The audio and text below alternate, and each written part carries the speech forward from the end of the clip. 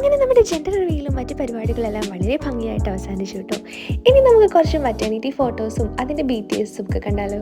നമ്മുടെ വീടിൻ്റെ തൊട്ടടുത്തുള്ളൊരു പാർക്കിലാണ് കേട്ടോ ഈ ഒരു ഫോട്ടോസൊക്കെ എടുക്കാൻ വേണ്ടി നമ്മൾ പോകുന്നത്.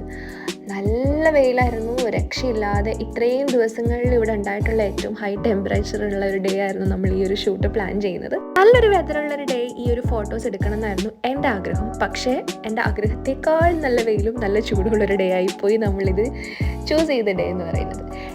നമ്മൾ ഒരുപാട് പ്ലാൻ ചെയ്ത് പോയ ഫോട്ടോസും വീഡിയോസും ഒന്നും എടുത്തിട്ടുണ്ടായിരുന്നില്ല കേട്ടോ. നല്ല രീതിയിൽ മടുത്തു. എന്തോ വെയിൽ കൊണ്ടിട്ടാണോ എന്താണെന്നറിയില്ല, ഞാൻ നല്ല ടയേർഡായി.